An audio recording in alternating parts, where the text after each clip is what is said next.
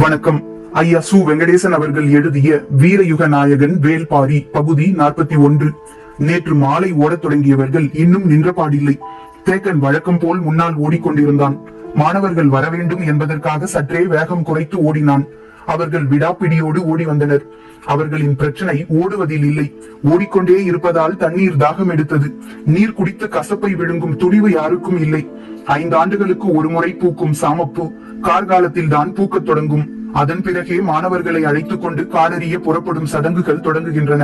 குலநாகினி மலைவேம்பின் இலையில் சாரெடுத்து அடித்தொண்டையில் ஊற்றும் நிகழ்வுதான் காடறிதலின் தொடக்கம். காட்டின் ஆதி கசப்பு அது, நஞ்சினும் மேலான கசப்பு அது. அக்கசப்பினை பற்றி எவ்வியூரில் யாரும் எப்போதும் பேசவே மாட்டார்கள். வாரக்கணக்கில் விடாது சுரக்கும் கொடுங்கசப்பை விழுங்க வேண்டியது இருக்கும் என தெரிந்தால் சிறுவர்கள் காடறிய புறப்படவே தயங்குவார்கள். எனவே இது பற்றி பேசுவதே இல்லை. கொற்றவையை வழிபட்ட பின் ஆதிமலையின் செங்குகையை அன்றிரவே அடைவார்கள். அதன் பின் சில மாதங்கள் அங்குதான் தங்குவார்கள். மழைக்காலம் ஆதலால் அதிகம் தாகம் எடுக்காது. உணவு வழக்கம் போல் உண்ணும் முறையில் இருக்காது. நாள்தோறும் ஒரே ஒரு காய் மட்டுமே தரப்படும். கடித்தும் சுவைத்தும் உண்ண வேண்டி இருப்பதால் விழுங்கும் தேவை மிக மிக குறைவே. காயின் துவர்ப்பு தேங்கி நிற்கும் கசப்பை இறுக பிடித்து இறங்கும். கசப்பும் துவர்ப்பும் சுவை நாளங்களின் அடிவேரில் நிலை கொள்ள வைக்கப்படும். காயின் அளவும் நாளாக ஆக சிறிதாகிக் கொண்டே இருக்கும். இறுதியில் நெல்லிக்காய் அளவே உள்ள கனி மட்டுமே ஒரு நாளைக்கு போதுமானதாக மாறிவிடும். பிறந்ததிலிருந்து நன்றாக உண்டு வளர்ந்த அவர்களின் உடல் இறுகுவதற்கான பயிற்சி அது. தசைகள் எலும்புகளோடு ஒட்டி பாறையின் இறுக்கம் உடலுக்கு வாய்க்கும். அதன் பிறகு செங்குகையில் இருந்து வெளியேறுவார்கள். குகை வாழ்க்கை முடியும் போது கசப்பு மட்டுமன்று, எல்லா சுவைகளும் நாக்கில் இருந்து வடிகட்டப்பட்டு கீழ் இறக்கப்பட்டிருக்கும். மேல் தாடை மட்டுமே சற்று சுவை உணர்வு கொள்வதால் நடுவில் தாழ்ந்திருக்கும் மனித நாக்கு மேல் நோக்கி உயரவே தொடர்ந்து முயலும். தலைகீழாக புரண்டிருக்கும் யானை நாக்கினை போன்ற வடிவம் அது. இம்மாற்றம் நிகழும் போது பேச்சு குழன்று பின் கொஞ்சம் கொஞ்சமாக சரியாகும். காட்டின் மொழி விதவிதமான ஓசைகளை கொண்டது. அந்த ஓசைகளை எழுப்ப மனித நாக்கின் இயல்பான வடிவத்தால் முடியாது. பறவைகளும் விலங்குகளும் எழுப்பும் ஓசைக்கு எதிரோசை கொடுக்க மேல் தாடையை தொட்டு கிடக்கும் நடுநாக்கே அடிப்படை ஆதாரம். ஓசை எழுப்பும் முழு திறனும் ஒருவனுக்கு வரும் வரை ஒற்றை கனியின்றி வேறு உணவு உண்ண அவனை அனுமதிப்பதில்லை. காடறிதலின் முதற் பயிற்சி காட்டின் மொழியை கற்றுக்கொள்ளுதல் தான். அதற்கான தொடக்கத்தை தான் குலநாகினி அடிநாக்கில் வைத்து அனுப்புகிறாள். அங்கிருந்து தொடங்கி மரநாயில் வந்து முடிகிறது அது. காட்டு விலங்குகளின் ஓசையை அறிவதில் மிக கடினமானது மரநாய் ஓசைதான். மரமேறி விலங்குகளின் வகையிலும் சேராத, மண்மீது நடக்கும் விலங்கின் வகையிலும் சேராத மரநாய் எழுப்பும் ஓசை முற்றிலும் மாறுபட்ட தன்மையை கொண்டிருக்கும். அதனை துல்லியமாக கவனித்து அறிதல் எளிதன்று. அவ்வோசையின் முடிப்பில் இருக்கும் சிறு சுழிவை நுட்பமாக கவனித்து அறியவில்லை எனில் எளிதில் ஏமாற்றம் அடைவோம். ஓசையின் முடிப்பில் இருக்கும் அச்சுழிவை மீண்டும் மீண்டும் எழுப்பி பார்த்தே உணரவும் அறியவும் முடியும். கீழ் வளைந்திருந்த நடுநாக்கு இப்பயிற்சியினால் மேல் நோக்கி எழுந்து பின் சமதளம் அடையும். இவை நிகழ்ந்து முடியும் போது உள்ளுக்குள் இருந்து விடாது சுரந்து கொண்டிருந்த கசப்பு எப்போது எங்கே மறைந்ததென்ற நினைவே இருக்காது. இப்பயிற்சிகள் எதுவும் நிகழாமல் அடித்தொண்டையில் வைக்கப்பட்ட கொடுங்கசப்பு உள்ளிறங்கியபடியே இருக்க மாணவர்கள் ஓடிக்கொண்டே இருக்கிறார்கள். ஓட ஓட தாகம் எடுக்கிறது. நீரை அருந்தவோ வேறு உணவை உண்ணவோ முடியவில்லை. ஒரு மிடறு எச்சில் உள்ளே போனாலே கொடுங்கசப்பு உள்ளிறங்கும் என்பதை நினைத்து தேக்கன் மிகவும் கவலை கொண்டிருந்தான். அவர்களின் தொண்டைக்குழி முழுவதும் இந்நேரம் புண்ணாகி இருக்கும். இதுவரை காடறிய போன மாணவர்கள் யாரும் கண்டிராத கொடிய சோதனையை இவர்கள் கண்டு கொண்டிருக்கின்றனர். இவர்களின் ஓட்டத்தை நிறுத்தச் சொல்லவும் முடியாது. ஓடியபடியே இருந்தால் இவர்கள் என்ன ஆவார்கள் என்றும் தெரியவில்லை என சிந்தித்தபடியே தேக்கன் ஓடினான். ஆனாலும் அவனது கவனம் வேகத்தை கூட்டும் செயலோடு தன்னை அறியாமலே இணைந்திருந்தது. அடர் காட்டினுள் புகுதல் எளிதல்ல. செடி கொடிகளை விலக்கியும் அறுத்தும் முன்னகர நினைத்து எடுத்து வைக்கும் ஒவ்வொரு அடியும் நகர முடியாத பெரும்புதரை நோக்கியே நகர்த்தி செல்லும் ஆபத்துண்டு. இயற்கையின் தன்மைகளை துல்லியமாக அறிந்தவர்களாகத்தான் அவர்கள் இருந்தனர். எனவே எக்காட்டுக்குள்ளும் நுழைந்து வெளியேறும் திறன் கொண்டிருந்தனர். காலம்பன் சரிவுகளில் கற்கள் உருளாமல் சரசரவென மேலேறி கொண்டிருந்தான். அடிப்பட்டவனால் வேகமாக நடக்க முடியவில்லை. மற்றவர்கள் உதவி செய்தாலும் அவனால் ஒத்துழைக்க முடியவில்லை. ஆனாலும் அவனை விட்டுவிடக் கூடாது என்பதில் நால்வரும் உறுதியாக இருந்தனர். நன்றாக விடிந்து விட்டது. பின்னி கிடக்கும் மரங்களுக்கிடையில் ஊடுருவி கதிரவனின் ஒளிக்கதிர்கள் கீழிறங்கிக் கொண்டிருந்தன. நம்மை அவர்கள் பார்த்து விட்டார்கள். எனவே விரைவாக செல்ல வேண்டும். காட்டை அவர்கள் அளவுக்கு புரிந்தவர்கள் யாரும் இல்லை. எனவே அவர்களின் தாக்குதல் எப்படி இருக்கும் என கணிக்க முடியாது.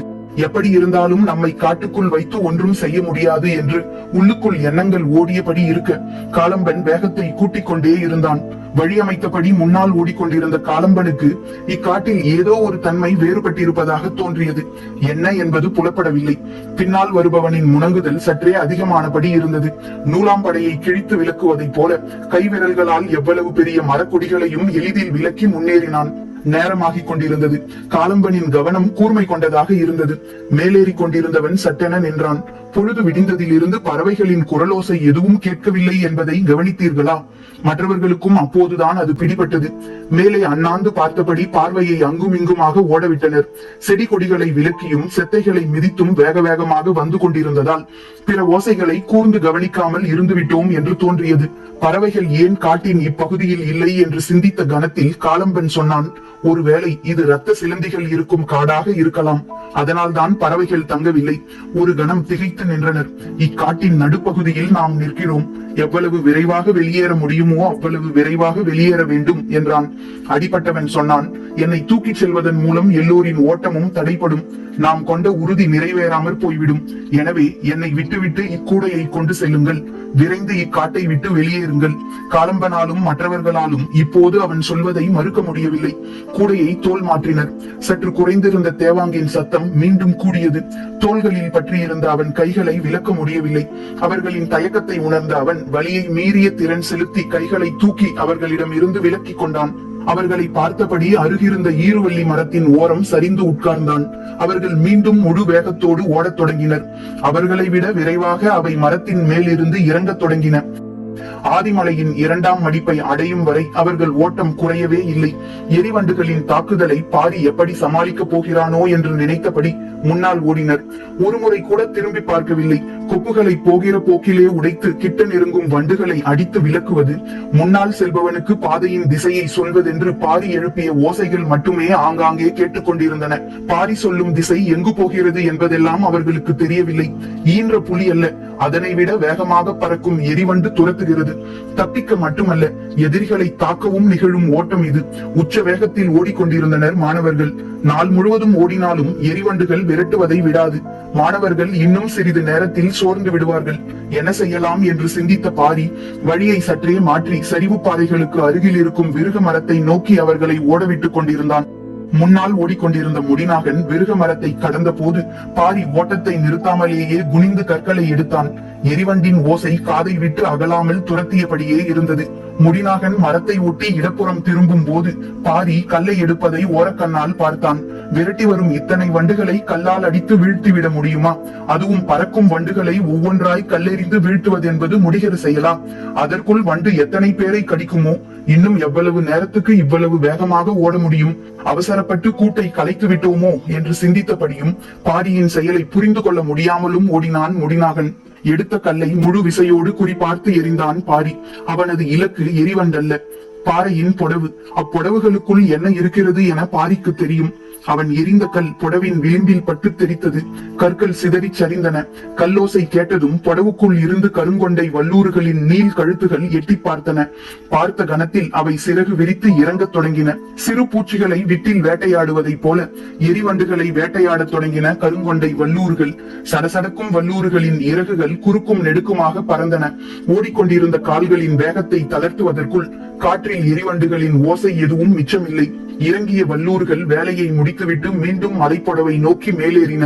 வல்லூறு ஒன்றின் அலகில் இருந்து உதிர்ந்த எரிவண்டின் இறகு ஒன்று முன்னால் ஓடிக்கொண்டிருந்த குறுங்கட்டியின் தோளிலே விழுந்தது.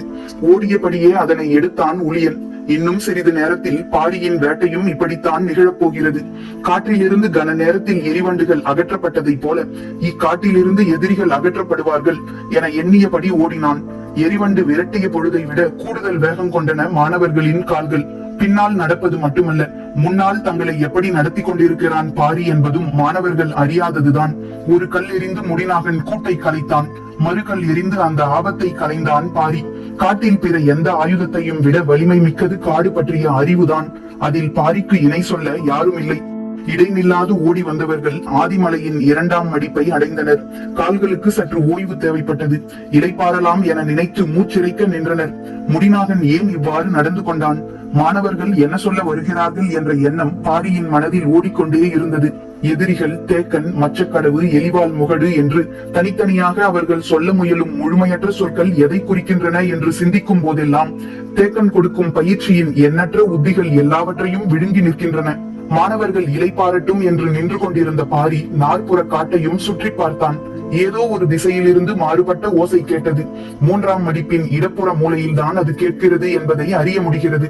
என்ன ஓசை என்று கூர்ந்து கவனித்தான். அது அழுகுரர் பறவையின் ஓசை. குத்துக்கள் படவுகளில் தான் அது தங்கும்.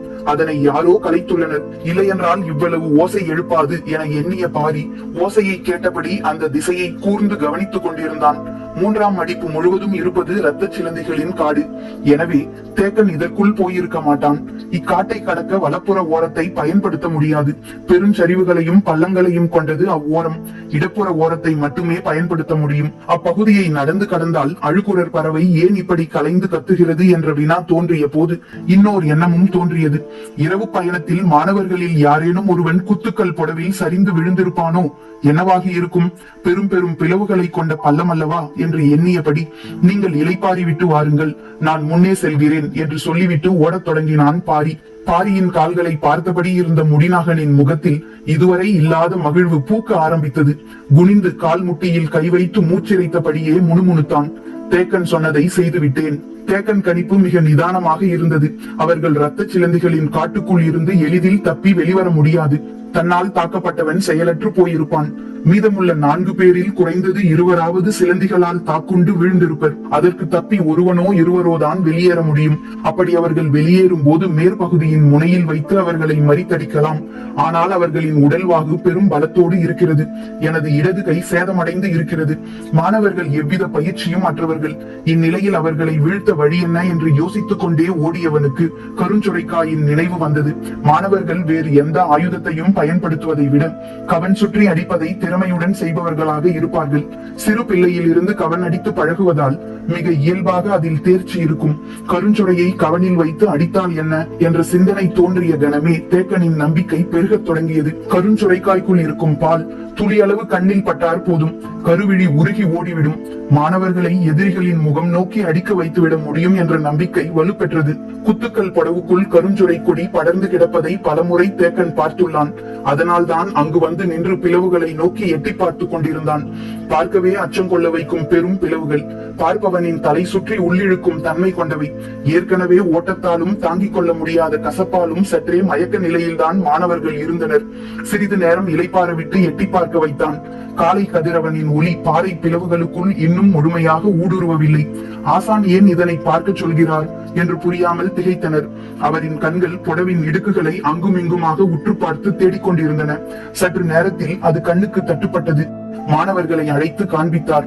அதோ அந்த பிளவுக்கு கீழே பாறை வெடிப்புகளில் படர்ந்து கிடக்கிறதே, அதுதான் கருஞ்சுரக்காய் கொடி.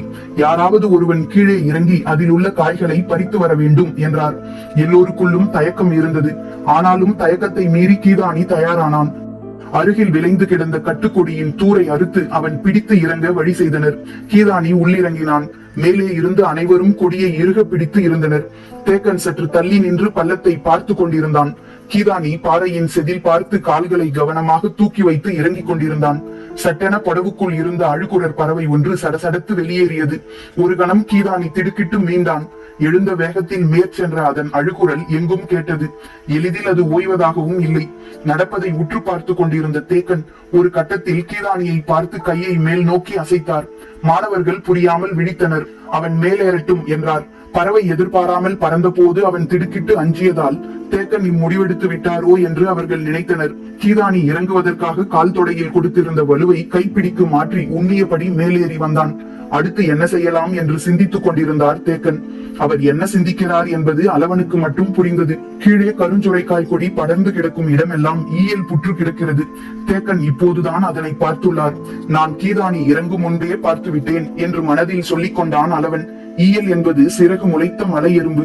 மற்ற எறும்புகள் மண்ணுக்குள் துகள் எடுத்து புற்று உருவாக்குவதைப் போல இது பாறைகளின் மேற்பரப்பை உரித்து புற்றமைக்கும். அதன் கொடுக்குகள் அவ்வளவு வலிமை மிக்கவை.